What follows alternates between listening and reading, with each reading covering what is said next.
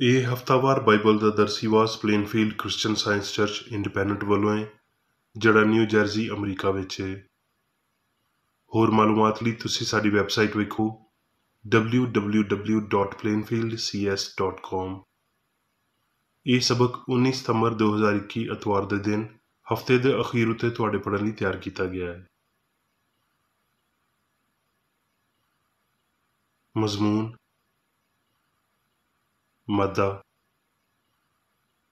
ਸੁਨਹਿਰੀ ਮਤਨ,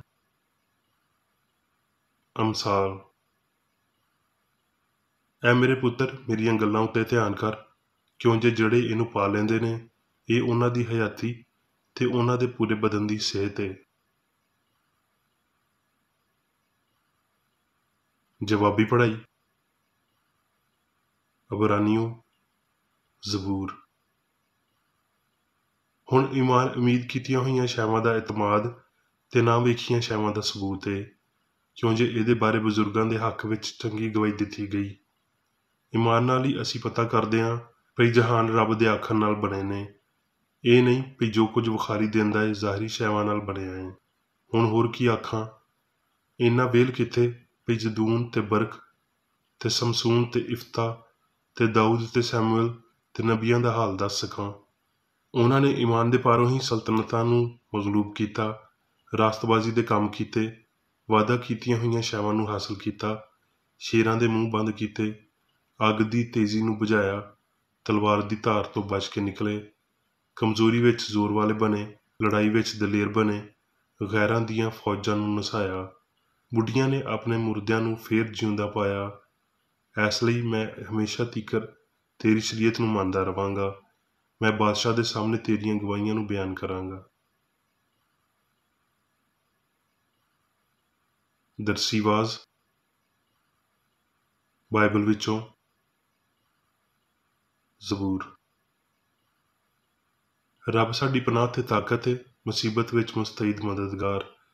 ਇਸ ਲਈ ਸਾਨੂੰ ਕੁਝ ਖੌਫ ਨਹੀਂ, ਭਾਵੇਂ ਧਰਤੀ ਉਲਟ ਜਾਵੇ ਤੇ ਪਹਾੜ ਸਮੁੰਦਰ ਦੀ ਤਹਿ ਵਿੱਚ ਸੁੱਟ ਦਿੱਤੇ ਜਾਣ, ਭਾਵੇਂ ਉਹਦਾ ਪਾਣੀ ਸ਼ੋਰ ਮਚਾਵੇ ਤੇ ਮੌਜਜ਼ਲ ਹੋਵੇ ਤੇ ਪਹਾੜ ਉਹਦੀ ਤੁਗਿਆਨੀ ਨਾਲ ਹਿੱਲ ਜਾਣ। ਇੱਕ ਅਜਿਹਾ ਦਰਿਆ ਹੈ ਜਿਹਦੀਆਂ ਸ਼ਾਖਾਂ ਨਾਲ ਰੱਬ ਦੇ ਸ਼ਹਿਰ ਨੂੰ ਯਾਨੀ ਹੱਕ ਤਾਲਾ ਦੇ ਪਾਕ ਮਸਕਨ ਨੂੰ ਫਰਹਤ ਹੁੰਦੀ ਏ। ਰੱਬ ਉਹਦੇ ਵਿੱਚ ਏ, ਉਹਨੂੰ ਕਦੀ ਜੁੰਬਸ਼ ਨਾ ਹੋਵੇਗੀ। ਰੱਬ ਸੁਬਹ ਸਵੇਰੇ ਉਹਦੀ ਕੁਮਕ ਕਰੇਗਾ। ਕੌਮਾਂ ਝੁੰਝਲਾਈਆਂ, ਸਲਤਨਤਾਂ ਨੇ ਜੁੰਬਸ਼ ਖਾਧੀ, ਉਹ ਬੋਲ ਉੱਠਿਆ, ਧਰਤੀ ਪਿਘਲ ਗਈ। ਚੁੱਪ ਹੋ ਜਾਓ ਤੇ ਜਾਣ ਲਵੋ ਭਈ ਮੈਂ ਰੱਬ ਵਾਂ, ਮੈਂ ਕੌਮਾਂ ਦੇ ਵਿਚਕਾਰ ਸਰਬੁਲੰਦ ਹੋਵਾਂਗਾ। ਲਸ਼ਕਰਾਂ ਦਾ ਖੁਦਾਵੰਦ ਸਾਡੇ ਨਾਲ ਏ, ਯਾਕੂਬ ਦਾ ਰੱਬ ਸਾਡੀ ਪਨਾਹ ਏ। ਦਾਨੀਏਲ। ਨਬੂਕਦਨਜ਼ਰ ਨੇ ਇੱਕ ਸੋਨੇ ਦੀ ਮੂਰਤੀ ਬਣਵਾਈ ਜਿਹਦੀ ਲੰਬਾਈ 60 ਹੱਥ ਤੇ ਚੌੜਾਈ 6 ਹੱਥ ਸੀ। ਤਦ ਇੱਕ ਮੁਨਾਦ ਨੇ ਉੱਚੀ ਆਵਾਜ਼ ਨਾਲ ਪੁਕਾਰ ਕੇ ਆਖਿਆ, ਐ ਲੋਕੋ, ਐ ਉਮਤੋ ਤੇ ਵੱਖਰੀਆਂ ਵੱਖਰੀਆਂ ਬੋਲੀਆਂ ਬੋਲਣ ਵਾਲਿਓ, ਤੁਹਾਡੇ ਲਈ ਇਹ ਹੁਕਮ ਏ ਭਈ ਜਿਸ ਵੇਲੇ ਕਰਨਾ ਤੇ ਨੈ ਤੇ ਸਿਤਾਰ ਤੇ ਰੁਬਾਬ ਤੇ ਬਰਬਤ ਤੇ ਚੁਗਾਨਾ ਤੇ ਹਰ ਤਰ੍ਹਾਂ ਦੀ ਸਾਜ਼ ਦੀ ਆਵਾਜ਼ ਸੁਣੋ ਤੇ ਉਸ ਮੂਰਤੀ ਦੇ ਸਾਹਮਣੇ ਜਿਹਨੂੰ ਨਬੂਕਦਨਜ਼ਰ ਬਾਦਸ਼ਾਹ ਨੇ ਖੜਾ ਕੀਤਾ ਏ ਸਜਦਾ ਕਰੋ। ਤੇ ਜਿਹੜਾ ਕੋਈ ਡਿੱਗ ਕੇ ਸਜਦਾ ਨਾ ਕਰੇ, ਉਸੇ ਵੇਲੇ ਅੱਗ ਦੀ ਬਲਦੀ ਭੱਠੀ ਵਿੱਚ ਸੁੱਟਿਆ ਜਾਵੇਗਾ। ਇਸ ਲਈ ਉਸ ਵੇਲੇ ਕੁਝ ਕਸਦੀਆਂ ਨੇ ਆ ਕੇ ਯਹੂਦਾ ਉੱਤੇ ਇਲਜ਼ਾਮ ਲਾਇਆ। ਉਹਨਾਂ ਨੇ ਨਬੂਕਦਨਜ਼ਰ ਬਾਦਸ਼ਾਹ ਨੂੰ ਆਖਿਆ, ਹੁਣ ਕੁਝ ਯਹੂਦੀ ਨੇ ਜਿਨ੍ਹਾਂ ਨੂੰ ਤੂੰ ਬਾਬਲ ਦੇ ਸੂਬੇ ਦੀ ਕਾਰਬਰਦਾਜ਼ੀ ਲਈ ਰੱਖਿਆ ਹੈ, ਯਾਨੀ ਸਦਰਕ ਤੇ ਮੈਸਕ ਤੇ ਅਬਦਨਜੋ, ਉਹਨਾਂ ਬੰਦਿਆਂ ਨੇ ਐ ਬਾਦਸ਼ਾਹ ਤੇਰੀ ਵਡਿਆਈ ਨਹੀਂ ਕੀਤੀ। ਉਹ ਤੇਰੇ ਮਾਬੂਦਾਂ ਦੀ ਇਬਾਦਤ ਨਹੀਂ ਕਰਦੇ ਤੇ ਉਸ ਸੋਨੇ ਦੀ ਮੂਰਤੀ ਨੂੰ ਜਿਹਨੂੰ ਤੂੰ ਖੜਾ ਕੀਤਾ ਏ ਸਜਦਾ ਨਹੀਂ ਕਰਦੇ। ਤਦ ਨਬੂਕਦਨਜ਼ਰ ਨੇ ਕਹਿਰ ਤੇ ਗੁੱਸੇ ਨਾਲ ਹੁਕਮ ਦਿੱਤਾ ਭਈ ਸਦਰਕ ਤੇ ਮੈਸਕ ਤੇ ਅਬਦਨਜੂ ਨੂੰ ਹਾਜ਼ਰ ਕਰੋ, ਤੇ ਉਹਨਾਂ ਨੇ ਉਹਨਾਂ ਬੰਦਿਆਂ ਨੂੰ ਬਾਦਸ਼ਾਹ ਦੇ ਸਾਹਮਣੇ ਹਾਜ਼ਰ ਕੀਤਾ। ਨਬੂਕਦਨਜ਼ਰ ਨੇ ਉਹਨਾਂ ਨੂੰ ਆਖਿਆ, ਐ ਸਦਰਕ ਤੇ ਮੈਸਕ ਤੇ ਅਬਦਨਜੂ, ਕੀ ਇਹ ਸੱਚ ਹੈ ਭਈ ਤੁਸੀਂ ਮੇਰੇ ਮਾਬੂਦਾਂ ਦੀ ਇਬਾਦਤ ਨਹੀਂ ਕਰਦੇ ਤੇ ਉਹ ਸੋਨੇ ਦੀ ਮੂਰਤੀ ਨੂੰ ਜਿਹਨੂੰ ਮੈਂ ਖੜਾ ਕੀਤਾ ਹੈ ਸਜਦਾ ਨਹੀਂ ਕਰਦੇ? ਸਦਰਕ ਤੇ ਮੈਸਕ ਤੇ ਅਬਦਨਜੂ ਨੇ ਬਾਦਸ਼ਾਹ ਦੇ ਸਾਹਮਣੇ ਆਖਿਆ ਭਈ ਐ ਨਬੂਕਦਨਜ਼ਰ, ਇਸ ਗੱਲ ਵਿੱਚ ਅਸੀਂ ਤੈਨੂੰ ਜਵਾਬ ਦੇਣਾ ਜ਼ਰੂਰੀ ਨਹੀਂ ਸਮਝਦੇ। ਵੇਖ, ਸਾਡਾ ਰੱਬ ਜਿਹਦੀ ਅਸੀਂ ਇਬਾਦਤ ਕਰਦੇ ਹਾਂ, ਸਾਨੂੰ ਅੱਗ ਦੀ ਭੱਠੀ ਵਿੱਚੋਂ ਛੁਡਾਉਣ ਦੀ ਕੁਦਰਤ ਰੱਖਦਾ ਹੈ, ਤੇ ਐ ਬਾਦਸ਼ਾਹ, ਉਹ ਸਾਨੂੰ ਤੇਰੇ ਹੱਥੋਂ ਛੁਡਾਏਗਾ। ਤੇ ਨਹੀਂ ਤੇ ਐ ਬਾਦਸ਼ਾਹ, ਤੈਨੂੰ ਪਤਾ ਹੋਵੇ ਭਈ ਅਸੀਂ ਤੇਰੇ ਮਾਬੂਦਾਂ ਦੀ ਇਬਾਦਤ ਨਹੀਂ ਕਰਾਂਗੇ ਤੇ ਉਹ ਸੋਨੇ ਦੀ ਮੂਰਤੀ ਨੂੰ ਜਿਹਨੂੰ ਤੂੰ ਖੜਾ ਕੀਤਾ ਹੈ ਸਜਦਾ ਨਹੀਂ ਕਰਾਂਗੇ। ਤਦ ਨਬੂਕਦਨਜ਼ਰ ਕਹਿਰ ਨਾਲ ਭਰ ਗਿਆ ਤੇ ਉਹਦੇ ਮੁਖੜੇ ਦਾ ਰੰਗ ਸਦਰਕ ਤੇ ਮੈਸਕ ਤੇ ਅਬਦਨਜੂ ਅੱਗੇ ਬਦਲ ਗਿਆ ਤੇ ਉਹਨੇ ਹੁਕਮ ਦਿੱਤਾ ਭਈ ਭੱਠੀ ਦੀ ਅੱਗ ਮਾਮੂਲ ਤੋਂ 7 ਗੁਣਾ ਵਧਾ ਦਿਓ। ਤੇ ਉਹਨੇ ਆਪਣੇ ਲਸ਼ਕਰ ਦੇ ਕੁਝ ਜ਼ੋਰ ਵਾਲੇ ਬੰਦਿਆਂ ਨੂੰ ਹੁਕਮ ਦਿੱਤਾ ਭਈ ਸਦਰਕ ਤੇ ਮੈਸਕ ਤੇ ਅਬਦਨਜੂ ਨੂੰ ਬੰਨ੍ਹ ਕੇ ਅੱਗ ਦੀ ਬਲਦੀ ਭੱਠੀ ਵਿੱਚ ਸੁੱਟ ਦੇ ਦਿਓ। ਤਦ ਉਹ ਬੰਦੇ ਆਪਣੇ ਪਾਏ ਹੋਏ ਕਮੀਜ਼ਾਂ ਤੇ ਅਮਾਮਿਆਂ ਸਮੇਤ ਬੰਨੇ ਗਏ ਤੇ ਅੱਗ ਦੀ ਬਲਦੀ ਭੱਠੀ ਵਿੱਚ ਸੁੱਟ ਦਿੱਤੇ ਗਏ। ਤਦ ਨਬੂਕਦਨਜ਼ਰ ਬਾਦਸ਼ਾਹ ਹੈਰਾਨ ਹੋ ਕੇ ਛੇਤੀ ਨਾਲ ਉੱਠਿਆ ਤੇ ਅਰਕਾਨੇ ਦੌਲਤ ਨਾਲ ਮੁਖਾਤਬ ਹੋ ਕੇ ਆਖਣ ਲੱਗਿਆ ਭਈ ਕੀ ਅਸੀਂ 3 ਬੰਦਿਆਂ ਨੂੰ ਬੰਨ੍ਹ ਕੇ ਅੱਗ ਵਿੱਚ ਨਹੀਂ ਸੁੱਟਵਾਇਆ? ਉਹਨਾਂ ਨੇ ਜਵਾਬ ਦਿੱਤਾ ਭਈ ਬਾਦਸ਼ਾਹ ਨੇ ਠੀਕ ਆਖਿਆ ਹੈ। ਉਹਨੇ ਆਖਿਆ, ਵੇਖੋ ਮੈਂ 4 ਬੰਦੇ ਅੱਗ ਵਿੱਚ ਖੁੱਲੇ ਫਿਰਦੇ ਵੇਖਦਾ ਵਾਂ ਤੇ ਉਹਨਾਂ ਨੂੰ ਕੋਈ ਨੁਕਸਾਨ ਨਹੀਂ ਹੋਇਆ ਤੇ ਚੌਥੇ ਦੀ ਸ਼ਕਲ ਅਲਾਜ਼ਾਦ ਵਰਗੀ ਏ। ਤਦ ਨਬੂਕਦਨਜ਼ਰ ਨੇ ਅੱਗ ਦੀ ਬਲਦੀ ਭੱਠੀ ਦੇ ਬੂਹੇ ਉੱਤੇ ਆ ਕੇ ਆਖਿਆ, ਐ ਸਦਰਕ ਤੇ ਮੈਸਕ ਤੇ ਅਬਦਨਜੂ, ਰੱਬ ਤਾਲਾ ਦੇ ਬੰਦਿਓ, ਬਾਹਰ ਨਿਕਲੋ ਤੇ ਇੱਧਰ ਆਓ। ਐਸ ਲਈ ਸਦਰਕ ਤੇ ਮੈਸਕ ਤੇ ਅਬਦਨਜੂ ਅੱਗ ਵਿੱਚੋਂ ਨਿਕਲ ਆਏ। ਤਦ ਨਾਜ਼ਮਾਂ ਤੇ ਹਾਕਮਾਂ ਤੇ ਸਰਦਾਰਾਂ ਤੇ ਬਾਦਸ਼ਾਹ ਦੇ ਮਸ਼ੀਰਾਂ ਨੇ ਆ ਕੇ ਉਹਨਾਂ ਬੰਦਿਆਂ ਉੱਤੇ ਨਜ਼ਰ ਕੀਤੀ ਤੇ ਵੇਖਿਆ ਵੀ ਅੱਗ ਨੇ ਉਹਨਾਂ ਦੇ ਬਦਨਾਂ ਉੱਤੇ ਕੁਝ ਅਸਰ ਨਹੀਂ ਕੀਤਾ ਤੇ ਉਹਨਾਂ ਦੇ ਸਿਰ ਦਾ ਇੱਕ ਵਾਲ ਵੀ ਨਾ ਸੜਿਆ ਤੇ ਉਹਨਾਂ ਦੇ ਕੱਪੜਿਆਂ ਨੂੰ ਵੀ ਕੋਈ ਫਰਕ ਨਹੀਂ ਪਿਆ ਤੇ ਉਹਨਾਂ ਵਿੱਚੋਂ ਅੱਗ ਨਾਲ ਸੜਨ ਦੀ ਬੂ ਵੀ ਨਹੀਂ ਆਉਂਦੀ ਸੀ। ਜ਼ਬੂਰ। ਜਿਸ ਵੇਲੇ ਮੈਨੂੰ ਡਰ ਲੱਗੇਗਾ ਮੈਂ ਤੇਰੇ ਉੱਤੇ ਭਰੋਸਾ ਕਰਾਂਗਾ। ਮੇਰਾ ਫਖਰ ਰੱਬ ਉੱਤੇ, ਉਹਦੇ ਕਲਾਮ ਉੱਤੇ ਹੈ। ਮੇਰਾ ਭਰੋਸਾ ਰੱਬ ਉੱਤੇ ਹੈ। ਮੈਂ ਡਰਨ ਵਾਲਾ ਨਹੀਂ, ਬਸ਼ਰ ਮੇਰਾ ਕੀ ਕਰ ਸਕਦਾ ਹੈ। ਮੱਤੀ। ਤੇ ਯਿਸੂ ਸਾਰੇ ਗਲੀਲ ਵਿੱਚ ਫਿਰਦਾ ਰਿਹਾ ਤੇ ਉਹਨਾਂ ਦੇ ਇਬਾਦਤ ਖਾਨਿਆਂ ਵਿੱਚ ਤਾਲੀਮ ਦਿੰਦਾ ਤੇ ਬਾਦਸ਼ਾਹੀ ਦੀ ਖੁਸ਼ਖਬਰੀ ਦੀ ਮੁਨਾਦੀ ਕਰਦਾ ਤੇ ਲੋਕਾਂ ਦੀ ਹਰ ਤਰ੍ਹਾਂ ਦੀ ਬਿਮਾਰੀ ਤੇ ਹਰ ਤਰ੍ਹਾਂ ਦੀ ਕਮਜ਼ੋਰੀ ਨੂੰ ਦੂਰ ਕਰਦਾ ਰਿਹਾ। ਤੇ ਉਹਦੀ ਸ਼ੋਹਰਤ ਸਾਰੇ ਸੂਰੀਆ ਵਿੱਚ ਫੈਲ ਗਈ ਤੇ ਲੋਕ ਸਾਰੇ ਬਿਮਾਰਾਂ ਤੇ ਜਿਹੜੇ ਨਿੱਤ ਬਿਮਾਰੀਆਂ ਤੇ ਤਕਲੀਫਾਂ ਵਿੱਚ ਗ੍ਰਿਫਤਾਰ ਸੀ ਤੇ ਉਹਨਾਂ ਨੂੰ ਜਿਨ੍ਹਾਂ ਵਿੱਚ ਬਦਰੂਆਂ ਸੀ ਤੇ ਮਿਰਗੀ ਵਾਲਿਆਂ ਤੇ ਮਫਲੂਜਾਂ ਨੂੰ ਉਹਦੇ ਕੋਲ ਲਿਆਏ ਤੇ ਉਹਨੇ ਉਹਨਾਂ ਨੂੰ ਚੰਗਾ ਕੀਤਾ। ਮੱਤੀ। ਤੇ ਉਹ ਆਪਣੀ ਜ਼ੁਬਾਨ ਖੋਲ ਕੇ ਉਹਨਾਂ ਨੂੰ ਇੰਜ ਤਾਲੀਮ ਦੇਣ ਲੱਗਿਆ। ਯੋਹੰਨਾ। ਜ਼ਿੰਦਾ ਕਰਨ ਵਾਲੀ ਤੇ ਰੂਹ ਏ, ਬਦਨ ਤੋਂ ਕੁਝ ਫਾਇਦਾ ਨਹੀਂ। ਜਿਹੜੀਆਂ ਗੱਲਾਂ ਮੈਂ ਤੁਹਾਨੂੰ ਆਖੀਆਂ ਨੇ ਉਹ ਰੂਹ ਨੇ ਤੇ ਹਯਾਤੀ ਵੀ ਨੇ। ਰੋਮੀਓ।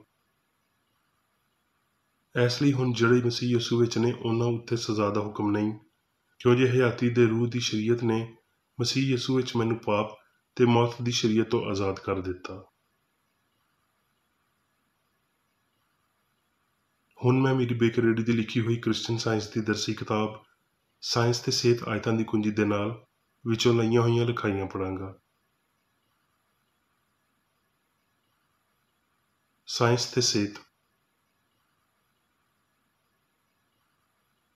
ਮਾਦੇ ਵਿੱਚ ਨਾ ਕੋਈ ਹਯਾਤੀ, ਸੱਚਾਈ, ਜ਼ਹਾਨਤ ਤੇ ਨਾ ਹੀ ਕੋਈ ਮਵਾਦ ਹੁੰਦਾ ਹੈ, ਕਿਉਂ ਜੇ ਰੱਬ ਸਭ ਦਾ ਹਾਕਮ ਹੈ। ਇਸ ਲਈ ਸਭ ਕੁਝ ਲਾਮੁਤਨਾ ਹੀ ਸਿਆਣ ਤੇ ਉਹਦਾ ਲਾਮੁਤਨਾ ਹੀ ਇਜ਼ਹਾਰ ਹੈ। ਸ਼ੁਰੂ ਤੋਂ ਅਖੀਰ ਤੀਕਰ ਸਾਰਾ ਕਲਾਮ ਪਾਕ ਮਾਦੇ ਉੱਤੇ ਰੂਹ ਸਿਆਣ ਦੀ ਫਤਹ ਦੇ ਵਾਕਿਆਂ ਨਾਲ ਭਰਿਆ ਹੋਇਆ ਹੈ। ਮੂਸਾ ਨੇ ਸਿਆਣ ਦੀ ਤਾਕਤ ਨੂੰ ਇਹਦੇ ਰਾਹੀਂ ਸਾਬਤ ਕੀਤਾ ਜਿਹਨੂੰ ਇਨਸਾਨ ਮੌਜਜ਼ੇ ਆਖਦਾ ਹੈ। ਇਸੇ ਤਰ੍ਹਾਂ ਯਸ਼ੂਆ, ਏਲੀਆ ਤੇ ਅਲੀਸ਼ਾ ਨੇ ਵੀ ਕੀਤਾ। ਮਸੀਹੀ ਦੌਰ ਨੂੰ ਅਲਾਮਤਾਂ ਤੇ ਅਜੀਬ ਕੰਮਾਂ ਦੀ ਮਦਦ ਨਾਲ ਵਧਾਇਆ ਗਿਆ। ਰੂਹ ਯਾਨੀ ਰੱਬ ਨੇ ਸਾਰਿਆਂ ਨੂੰ ਆਪਣੇ ਆਪ ਤੋਂ ਤੇ ਆਪਣੇ ਆਪ ਵਿੱਚ ਬਣਾਇਆ। ਰੂਹ ਨੇ ਮਾਦੇ ਨੂੰ ਕਦੇ ਨਹੀਂ ਬਣਾਇਆ। ਰੂਹ ਵਿੱਚ ਅਜਿਹਾ ਕੁਝ ਨਹੀਂ ਹੈ ਜਿਹਦੇ ਨਾਲ ਮਾਦੇ ਨੂੰ ਬਣਾਇਆ ਜਾ ਸਕੇ, ਕਿਉਂ ਜੇ ਜਿਵੇਂ ਕਿ ਬਾਈਬਲ ਵਾਜ਼ਾ ਕਰਦੀ ਹੈ ਵੀ ਜੋ ਕੁਝ ਵੀ ਪੈਦਾ ਹੋਇਆ ਉਹਦੇ ਵਿੱਚੋਂ ਕੋਈ ਸ਼ੈ ਵੀ ਲੋਗੋਸ, ਇਓਨ ਜਾਂ ਰੱਬ ਦੇ ਕਲਮੇ ਦੇ ਬਗੈਰ ਪੈਦਾ ਨਹੀਂ ਹੋਈ। ਰੂਹ ਇਕੱਲਾ ਮਵਾਦ ਯਾਨੀ ਦੀਦਾ ਤੇ ਨਾ ਦੀਦਾ ਲਾਮਹਿਦੂਦ ਰੱਬ। ਰੂਹਾਨੀ ਤੇ ਅਬਦੀ ਸਾਰੀਆਂ ਸ਼ੈਵਾਂ ਹਕੀਕੀ ਨੇ, ਮਾਦੀ ਤੇ ਆਰਜ਼ੀ ਸ਼ੈਵਾਂ ਗੈਰ ਮਾਦੀ ਨੇ। ਤਿੱਬੀ ਸਕੂਲ ਇਨਸਾਨ ਦੀ ਹਾਲਤ ਦੇ ਬਾਰੇ ਸਿਆਣ ਦੀ ਬਜਾਏ ਮਾਦੇ ਤੋਂ ਸਿੱਖਣਗੇ। ਉਹ ਫੇਫੜਿਆਂ, ਜ਼ੁਬਾਨ ਤੇ ਨਬਜ਼ ਦਾ ਮੁਆਇਨਾ ਕਰਦੇ ਨੇ, ਇਹ ਲੱਭਣ ਲਈ ਵੀ ਮਾਦਾ ਦੂਜੇ ਮਾਦੇ ਲਈ ਕਿੰਨਾ ਹਮਾਹੰਗੀ ਜਾਂ ਸਿਹਤਮੰਦੀ ਦੀ ਇਜਾਜ਼ਤ ਦੇ ਰਿਹਾ ਹੈ। ਇੱਕ ਮਾਦਾ ਦੂਜੇ ਤੋਂ ਕਿੰਨੀ ਪੀੜ ਜਾਂ ਖੁਸ਼ੀ, ਅਮਲ ਜਾਂ ਸਕੂਨਤ ਦੀ ਇਜਾਜ਼ਤ ਲੈ ਰਿਹਾ ਹੈ। ਸਿਆਣ ਦੇ ਹੁਕਮ ਨੂੰ ਪੱਠਿਆਂ ਤੀਕਰ ਅਪਣਾਉਣ ਤੇ ਅਮਲ ਕਰਨ ਲਈ ਅਨਾਟਮੀ ਨੂੰ ਅਸਾਬਾਂ ਦੀ ਲੋੜ ਮਹਿਸੂਸ ਹੁੰਦੀ ਏ। ਪਰ ਜਦੋਂ ਡੋਰੀਆਂ ਸੁੱਕੜ ਜਾਂਦੀਆਂ ਨੇ ਤੇ ਗੈਰ ਮਨਕੂਲਾ ਬਣ ਜਾਂਦੀਆਂ ਨੇ ਤੇ ਅਨਾਟਮੀ ਕੀ ਆਖਦੀ ਏ? ਕੀ ਫਾਨੀ ਸਿਆਣ ਨੇ ਇਹਦੇ ਨਾਲ ਗੱਲ ਕਰਨਾ ਛੱਡ ਦਿੱਤਾ ਜਾਂ ਇਹਨਾਂ ਨੂੰ ਮਾੜੇ ਹੋਣ ਦਾ ਹੁਕਮ ਦਿੱਤਾ? ਕੀ ਪੱਠੇ, ਹੱਡੀਆਂ, ਲਹੂ ਤੇ ਅਸਾਬ ਇੱਕ ਲਮਹੇ ਵਿੱਚ ਹੀ ਸਿਆਣ ਦੇ ਖਿਲਾਫ ਬਗਾਵਤ ਕਰ ਸਕਦੇ ਤੇ ਜ਼ਹਿਨੀ ਮੁਖਾਲਫਤ ਦੇ ਬਾਵਜੂਦ ਅਕੜਾਓ ਦਾ ਸ਼ਿਕਾਰ ਹੋ ਸਕਦੇ ਨੇ? ਜਦ ਤੀਕਰ ਪੱਠੇ ਹਰ ਵੇਲੇ ਖੁਦਕਾਰ ਰਹਿਣਗੇ, ਉਹ ਇੰਜ ਕਦੀ ਨਹੀਂ ਰਹਿਣਗੇ। ਕਦੀ ਜ਼ਹਿਨੀ ਰਹਿਨੁਮਾਈ ਦੇ ਮੁਖਾਲਫ ਅਮਲ ਕਰਨ ਦੇ ਕਾਬਲ ਨਹੀਂ ਰਹਿਣਗੇ। ਜੇ ਪੱਠੇ ਕੰਮ ਕਰਨਾ ਛੱਡ ਦਿੰਦੇ ਨੇ ਤੇ ਆਪ ਆਪਣੀ ਤਰਜੀਹ ਵਿੱਚ ਸਖਤ ਬਣ ਜਾਂਦੇ ਨੇ, ਭੈੜੇ ਜਾਂ ਮੁਤਨਾਸਬ ਹੁੰਦੇ, ਜਿਵੇਂ ਪਈ ਉਹ ਖੁਸ਼ ਹੁੰਦੇ ਜਾਂ ਜਿਵੇਂ ਬਿਮਾਰੀ ਰਹਿਨੁਮਾਈ ਕਰਦੀ ਤੇ ਉਹ ਖੁਦਕਾਰ ਰਹਿਨੁਮਾ ਹੁੰਦੇ। ਜੇ ਅਸੀਂ ਅਨਾਟਮੀ ਤੋਂ ਬਸ ਇਹੀ ਸਿੱਖਣਾ ਹੈ ਵੀ ਪੱਠਿਆਂ ਉੱਤੇ ਹੁਕਮਰਾਨੀ ਨਹੀਂ ਹੁੰਦੀ, ਤੇ ਫਿਰ ਇਹ ਜਾਣਨ ਲਈ ਅਨਾਟਮੀ ਤੋਂ ਮਸ਼ਵਰਾ ਕਿਉਂ ਲਿਆ ਜਾਵੇ ਵੀ ਫਾਨੀ ਸਿਆਣ ਪੱਠਿਆਂ ਉੱਤੇ ਕਿਵੇਂ ਹੁਕਮਰਾਨ ਹੁੰਦੀ ਏ? ਤੁਸੀਂ ਆਖਦੇ ਹੋ ਮੈਂ ਆਪਣੀ ਉਂਗਲੀ ਸਾੜ ਲਈ ਏ। ਇਹ ਇੱਕ ਮੌਕੇ ਦਾ ਬਿਆਨ ਹੈ, ਤੁਹਾਡੀ ਸੋਚ ਤੋਂ ਵੀ ਬਹੁਤਾ ਮੌਕੇ ਦਾ ਬਿਆਨ, ਕਿਉਂ ਜੇ ਮਾਦੀ ਨਹੀਂ ਬਲਕਿ ਬਸ਼ਰੀ ਸਿਆਣ ਇਹ ਸਾੜਦੀ ਏ। ਪਾਕ ਇਲਹਾਮ ਨੇ ਅਜਿਹੀਆਂ ਜ਼ਹਿਨੀ ਹਾਲਤਾਂ ਪੈਦਾ ਕੀਤੀਆਂ ਨੇ ਜਿਹੜੀਆਂ ਭਾਂਬੜਾਂ ਦੇ ਰੱਦੇ ਅਮਲ ਨੂੰ ਮੁਕਾਉਣ ਦੇ ਕਾਬਲ ਨੇ। ਜਿਵੇਂ ਕਿ ਬਾਈਬਲ ਵਿੱਚ 3 ਇਬਰਾਨੀ ਕੈਦੀਆਂ ਦਾ ਮਾਮਲਾ ਸੀ। ਉਹਨਾਂ ਨੂੰ ਬਾਬਲੀਆਂ ਦੀ ਭੱਠੀ ਵਿੱਚ ਸੁੱਟਿਆ ਗਿਆ ਸੀ, ਜਦ ਕਿ ਇੱਕ ਮੁਖਾਲਫ ਜ਼ਹਿਨੀ ਹਾਲਤ ਅਚਾਨਕ ਸੁਲਗਣ ਨੂੰ ਪੈਦਾ ਕਰਦੀ ਏ। ਕ੍ਰਿਸਚਨ ਸਾਇੰਸ ਤੇ ਇਲਾਹੀ ਮਾਬਾਦੁਲ ਤਿੱਬਿਆਤ ਜਿਵੇਂ ਪਈ ਰਿਆਜ਼ੀ ਦੇ ਉਲਟ ਪੁਲਟ ਕਰਨ ਵਾਲੇ ਅਸੂਲ ਨਾਲ ਤਰੀਕਾਕਾਰ ਸਾਬਤ ਹੁੰਦਾ ਹੈ। ਮਿਸਾਲ ਦੇ ਤੌਰ ਤੇ ਸੱਚਾਈ ਵਿੱਚ ਕੋਈ ਪੀੜ ਨਹੀਂ ਹੈ ਤੇ ਪੀੜ ਵਿੱਚ ਕੋਈ ਸੱਚਾਈ ਨਹੀਂ ਹੈ। ਸਿਆਣ ਵਿੱਚ ਕੋਈ ਅਸਾਬ ਨਹੀਂ, ਅਸਾਬ ਵਿੱਚ ਕੋਈ ਸਿਆਣ ਨਹੀਂ। ਸਿਆਣ ਵਿੱਚ ਕੋਈ ਮਾਦਾ ਨਹੀਂ ਤੇ ਮਾਦੇ ਵਿੱਚ ਕੋਈ ਸਿਆਣ ਨਹੀਂ। ਹਯਾਤੀ ਵਿੱਚ ਕੋਈ ਮਾਦਾ ਨਹੀਂ, ਮਾਦੇ ਵਿੱਚ ਕੋਈ ਹਯਾਤੀ ਨਹੀਂ। ਚੰਗਿਆਈ ਵਿੱਚ ਕੋਈ ਮਾਦਾ ਨਹੀਂ ਤੇ ਮਾਦੇ ਵਿੱਚ ਕੋਈ ਚੰਗਿਆਈ ਨਹੀਂ। ਸੱਚ ਤੇ ਗਲਤੀ ਦੇ ਵਿਚਾਲੇ ਫਰਜ਼ੀ ਲੜਾਈ, ਰੂਹਾਨੀ ਹਿੱਸਾਂ ਦੇ ਸਬੂਤ ਤੇ ਮਾਦੀ ਹਵਾਸ ਦੀ ਗਵਾਹੀ ਦੇ ਵਿਚਾਲੇ ਬਸ ਇੱਕ ਜ਼ਹਿਨੀ ਤਸਾਦਮ ਹੈ, ਤੇ ਰੂਹ ਤੇ ਬਦਨ ਦੇ ਵਿਚਾਲੇ ਇਹ ਲੜਾਈ ਇਲਾਹੀ ਪਿਆਰ ਦੇ ਫਹਿਮ ਤੇ ਉਹਦੇ ਉੱਤੇ ਈਮਾਨ ਦੇ ਰਾਹੀਂ ਸਾਰੇ ਸਵਾਲਾਂ ਨੂੰ ਹੱਲ ਕਰ ਦੇਵੇਗੀ। ਇਲਾਹੀ ਪਿਆਰ ਜਿਨੇ ਜ਼ਹਿਰੀਲੇ ਸੱਪ ਨੂੰ ਬੇਜ਼ਰਰ ਬਣਾਇਆ, ਜਿਨੇ ਬੰਦਿਆਂ ਨੂੰ ਉਬਲਦੇ ਹੋਏ ਤੇਲ ਤੋਂ, ਬਲਦੇ ਹੋਏ ਤੰਦੂਰ ਤੋਂ, ਸ਼ੇਰ ਦੇ ਪੰਜਿਆਂ ਤੋਂ ਬਚਾਇਆ, ਉਹ ਹਰ ਦੌਰ ਵਿੱਚ ਬਿਮਾਰ ਨੂੰ ਸ਼ਿਫਾ ਦੇ ਸਕਦਾ ਤੇ ਪਾਪ ਤੇ ਮੌਤ ਉੱਤੇ ਫਤਿਹਮੰਦ ਹੋ ਸਕਦਾ ਹੈ। ਉਹਨੇ ਯਿਸੂ ਦੇ ਇਜ਼ਹਾਰਾਂ ਨੂੰ ਬਿਲਾ ਸਬਕਤ, ਤਾਕਤ ਤੇ ਪਿਆਰ ਨਾਲ ਸਰਤਾਜ ਕੀਤਾ। ਸਾਇੰਸ ਦੇ ਅਸੂਲਾਂ ਉੱਤੇ ਅਮਲ ਕਰਦਿਆਂ ਹੋਏ ਲਿਖਣ ਵਾਲੇ ਨੇ ਤੇਜ਼ ਤੇ ਹਮੇਸ਼ਾ ਦੀਆਂ ਸ਼ਦੀਦ ਸੂਰਤਾਂ ਵਿੱਚ ਸਿਹਤਮੰਦੀ ਬਹਾਲ ਕੀਤੀ ਏ। ਰਤੂਬਤਾਂ ਬਦਲ ਗਈਆਂ ਨੇ, ਢਾਂਚੇ ਨੂੰ ਨਵਾਂ ਬਣਾਇਆ ਗਿਆ ਏ, ਛੋਟੇ ਹਿੱਸਿਆਂ ਨੂੰ ਵੱਡਾ ਕਰ ਦਿੱਤਾ ਗਿਆ ਏ, ਜੋੜਾਂ ਦੀ ਆਕੜ ਨੂੰ ਮੁਲਾਇਮ ਕੀਤਾ ਗਿਆ ਏ, ਬਸੀਦਾ ਹੱਡੀਆਂ ਨੂੰ ਸਿਹਤਮੰਦ ਹਾਲਤ ਵਿੱਚ ਬਹਾਲ ਕੀਤਾ ਗਿਆ ਏ। ਮੈਂ ਉੱਥੇ ਬਹਾਲੀ ਦਾ ਕੰਮ ਕੀਤਾ ਜਿਹਨੂੰ ਫੇਫੜਿਆਂ ਦੇ ਮਵਾਦ ਦਾ ਘਾਟਾ ਆਖਿਆ ਜਾਂਦਾ ਏ, ਤੇ ਸਿਹਤਮੰਦਾਨਾ ਤਨਜ਼ੀਮ ਦਾ ਅਮਲ ਕਾਇਮ ਹੋਇਆ ਜਿੱਥੇ ਬਿਮਾਰੀ ਨਾਮਿਆਤੀ ਸੀ।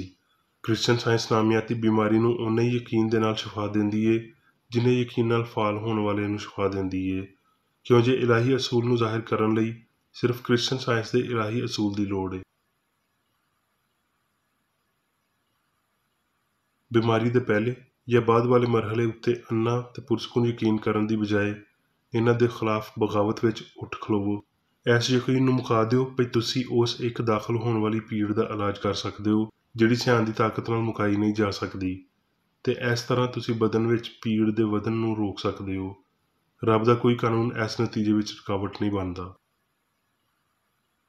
ਜਦ ਬਦਨ ਇਹ ਆਖਦਾ ਹੋਇਆ ਲੱਗੇ ਵੀ ਮੈਂ ਬਿਮਾਰ ਹਾਂ ਤੇ ਆਪਣੇ ਆਪ ਨੂੰ ਮੁਜਰਮ ਹੋਣ ਦਾ ਅਹਿਸਾਸ ਨਾ ਹੋਣ ਦਿਓ, ਕਿਉਂ ਜੇ ਮਾਦਾ ਗੱਲ ਨਹੀਂ ਕਰ ਸਕਦਾ ਤੇ ਜਿਹੜਾ ਬੋਲਦਾ ਏ ਉਹ ਯਕੀਨਨ ਫਾਨੀ ਸਿਆਣ ਏ।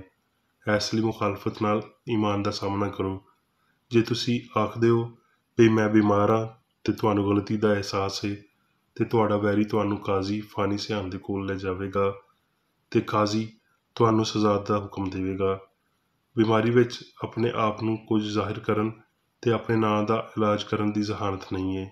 ਫਾਨੀ ਸਿਆਣ ਇਹਨੂੰ ਕੱਲੀ ਆਪ ਸਜ਼ਾ ਸੁਣਾਉਂਦੀ ਏ। ਇਸ ਲਈ ਬਿਮਾਰੀ ਦੇ ਨਾਲ ਆਪਣੇ ਆਪ ਦੀਆਂ ਸ਼ਰਤਾਂ ਬੰਨੋ ਤੇ ਆਪਣੇ ਆਪ ਦੇ ਤੇ ਦੂਜਿਆਂ ਦੇ ਆਦਲ ਬਣੋ। ਆਪਣੇ ਇਸ ਫਹਿਮ ਵਿੱਚ ਮਜ਼ਬੂਤ ਰਹੋ ਭਈ ਇਲਾਹੀ ਸਿਆਣ ਹਕੂਮਤ ਕਰਦੀ ਏ ਤੇ ਇਹ ਭਈ ਸਾਇੰਸ ਵਿੱਚ ਇਨਸਾਨ ਰੱਬ ਦੀ ਹਕੂਮਤ ਦੀ ਅਕਾਸੀ ਕਰਦਾ ਹੈ। ਇਸ ਗੱਲ ਦਾ ਡਰ ਬਿਲਕੁਲ ਨਾ ਰੱਖੋ ਵੀ ਮਾਦਾ ਕਿਸੇ ਕਾਨੂੰਨ ਦੇ ਨਤੀਜੇ ਵਿੱਚ ਪੀੜ, ਸੋਜ ਤੇ ਸੋਜ਼ਸ਼ ਦਾ ਸ਼ਿਕਾਰ ਹੋ ਸਕਦਾ ਹੈ, ਜਦਕਿ ਇਹ ਆਪ ਹੀ ਵਾਜ਼ਿਹ ਗੱਲ ਏ ਵੀ ਮਾਦੇ ਵਿੱਚ ਪੀੜ ਹੋ ਸਕਦੀ ਏ ਨਾ ਸੋਜ ਹੋ ਸਕਦੀ ਏ। ਤੁਹਾਡਾ ਬਦਨ ਕਿਸੇ ਰੁੱਖ ਨਾਲੋਂ ਲੱਗੇ ਹੋਏ ਜ਼ਖਮ ਜਾਂ ਅਜਿਹੀ ਬਿਜਲੀ ਦੀ ਤਾਰ ਤੇ ਖਿੱਚੇ ਜਾਣ ਦੇ ਮੁਕਾਬਲੇ ਵਿੱਚ ਪਰੇਸ਼ਾਨੀ ਤੇ ਜ਼ਖਮਾਂ ਤੋਂ ਬਹੁਤੀ ਤਕਲੀਫ ਸਹਿਵੇਗਾ, ਜਿਹੜੇ ਫਾਨੀ ਸਿਆਣ ਲਈ ਨਹੀਂ। ਇਨਸਾਨ ਕਦੀ ਬਿਮਾਰ ਨਹੀਂ ਹੁੰਦਾ, ਕਿਉਂ ਜੇ ਸਿਆਣ ਕਦੀ ਬਿਮਾਰ ਨਹੀਂ ਹੁੰਦੀ ਤੇ ਨਾ ਹੀ ਮਾਦਾ। ਅਜ਼ਮਾਉਣ ਵਾਲਾ ਤੇ ਅਜ਼ਮਾਇਆ ਜਾਣ ਵਾਲਾ, ਪਾਪ ਤੇ ਪਾਪੀ, ਬਿਮਾਰੀ ਤੇ ਉਹਦੀ ਵਜ੍ਹਾ ਦੋਵੇਂ ਝੂਠਾ ਈਮਾਨ ਨੇ। ਬਿਮਾਰੀ ਵਿੱਚ ਪੁਰਸਕੂਨ ਰਹਿਣਾ ਚੰਗਾ ਏ, ਪੁਰਉਮੀਦ ਹੋਣਾ ਚੰਗਾ ਏ, ਪਰ ਇਹ ਸਮਝਣਾ ਭਈ ਬਿਮਾਰੀ ਅਸਲੀ ਨਹੀਂ ਏ ਤੇ ਇਹ ਭਈ ਸੱਚਾਈ ਇਹਦੀ ਨਜ਼ਰ ਆਉਣ ਵਾਲੀ ਅਸਲੀਅਤ ਨੂੰ ਬਰਬਾਦ ਕਰ ਸਕਦੀ ਏ, ਸਭ ਤੋਂ ਬਹੁਤਾ ਚੰਗਾ ਏ, ਕਿਉਂ ਜੇ ਇਹ ਸਮਝ ਆਲਮਗੀਰ ਤੇ ਕਾਮਲ ਇਲਾਜ ਏ। ਮਾਦਾ ਇਨਸਾਨ ਲਈ ਕੋਈ ਸ਼ਰਤਾਂ ਨਹੀਂ ਬਣਾ ਸਕਦਾ। ਹੁਣ ਮੈਂ ਮੇਰੀ ਬੇਕਰ ਰੇਡੀ ਵੱਲੋਂ ਚਰਚ ਮੈਨੂਅਲ ਵਿੱਚ ਦਿੱਤੇ ਹੋਏ ਰੋਜ਼ਾਨਾ ਦੇ 3 ਫਰਜ਼ ਪੜਾਂਗਾ। ਰੋਜ਼ਾਨਾ ਦੀ ਦੁਆ। ਇਸ ਚਰਚ ਦੇ ਹਰ ਰੁਕਨ ਦਾ ਇਹ ਫਰਜ਼ ਹੈ ਭਈ ਉਹ ਹਰ ਰੋਜ਼ ਇਹ ਦੁਆ ਕਰੇ, ਤੇਰੀ ਬਾਦਸ਼ਾਹੀ ਆਵੇ, ਇਲਾਹੀ ਸੱਚਾਈ, ਹਯਾਤੀ ਤੇ ਪਿਆਰ ਦੀ ਸਲਤਨਤ ਮੇਰੇ ਅੰਦਰ ਕਾਇਮ ਹੋਵੇ ਤੇ ਸਾਰੇ ਪਾਪ ਮੈਥੋਂ ਨਿਕਲ ਜਾਣ ਤੇ ਤੇਰਾ ਕਲਾਮ ਸਾਰੇ ਇਨਸਾਨਾਂ ਦੇ ਪਿਆਰ ਨੂੰ ਵਧਾਵੇ ਤੇ ਉਹਨਾਂ ਉੱਤੇ ਹਕੂਮਤ ਕਰੇ। ਮਕਸਦਾਂ ਤੇ ਕੰਮਾਂ ਦਾ ਇੱਕ ਅਸੂਲ। ਨਾ ਕੋਈ ਮੁਖਾਲਫਤ ਤੇ ਨਾ ਕੋਈ ਜ਼ਾਤੀ ਤਾਲੁਕ ਮਾਦਰੀ ਚਰਚ ਦੇ ਕਿਸੇ ਰੁਕਨ ਦੇ ਮਕਸਦਾਂ ਜਾਂ ਕੰਮਾਂ ਉੱਤੇ ਅਸਰ ਕਰਨੇ ਚਾਹੀਦੇ। ਸਾਇੰਸ ਵਿੱਚ ਬਸ ਇਲਾਹੀ ਪਿਆਰ ਹੀ ਹਕੂਮਤ ਕਰਦਾ ਹੈ ਤੇ ਇੱਕ ਮਸੀਹੀ ਸਾਇੰਸਦਾਨ ਪਾਪ ਨੂੰ ਰੱਦ ਕਰਦਿਆਂ ਹੋਏ ਸੁੱਚੀ ਭਰਾਬੰਦੀ, ਖੈਰਾਤ ਪਸੰਦੀ ਤੇ ਮਾਫੀ ਨਾਲ ਪਿਆਰ ਦੀਆਂ ਮਿੱਠੀਆਂ ਸੱਚਾਈਆਂ ਦਾ ਪਰਛਾਵਾਂ ਬਣਦਾ ਹੈ। ਇਸ ਚਰਚ ਦੇ ਸਾਰੇ ਰੁਕਨਾਂ ਨੂੰ ਸਾਰੇ ਪਾਪਾਂ ਤੋਂ, ਗਲਤ ਤਰ੍ਹਾਂ ਦੀਆਂ ਪੇਸ਼ਨਗੋਈਆਂ, ਮੁਨਸਫੀਆਂ, ਮੁਜ਼ਮਤਾਂ, ਸਲਾਹਾਂ, ਗਲਤ ਅਸਰਾਂ ਨੂੰ ਲੈਣ ਤੇ ਗਲਤ ਅਸਰ ਦੇਣ ਤੋਂ ਆਜ਼ਾਦ ਰਹਿਣ ਲਈ ਹਰ ਰੋਜ਼ ਖਿਆਲ ਰੱਖਣਾ ਚਾਹੀਦਾ ਹੈ ਤੇ ਦੁਆ ਕਰਨੀ ਚਾਹੀਦੀ ਹੈ। ਫਰਜ਼ ਲਈ ਚੁਸਤੀ। ਇਸ ਚਰਚ ਦੇ ਹਰ ਰੁਕਨ ਦਾ ਇਹ ਫਰਜ਼ ਹੈ ਭਈ ਉਹ ਹਰ ਰੋਜ਼ ਜਾਰਹਾਨਾ ਜ਼ਿਹਨੀ ਸਲਾਹਾਂ ਦੇ ਖਿਲਾਫ ਆਪਣੇ ਆਪ ਨੂੰ ਤਿਆਰ ਰੱਖੇ ਤੇ ਰੱਬ, ਆਪਣੇ ਕਾਇਦ ਤੇ ਇਨਸਾਨਾਂ ਲਈ ਆਪਣੇ ਫਰਜ਼ਾਂ ਨੂੰ ਨਾ ਕਦੀ ਭੁੱਲੇ ਤੇ ਨਾ ਕਦੀ ਨਜ਼ਰਅੰਦਾਜ਼ ਕਰੇ। ਉਹਦੇ ਕੰਮਾਂ ਦੇ ਰਾਹੀਂ ਉਹਦਾ ਇਨਸਾਫ ਹੋਵੇਗਾ, ਉਹ ਬੇਕਸੂਰ ਜਾਂ ਕਸੂਰਵਾਰ ਹੋਵੇਗਾ।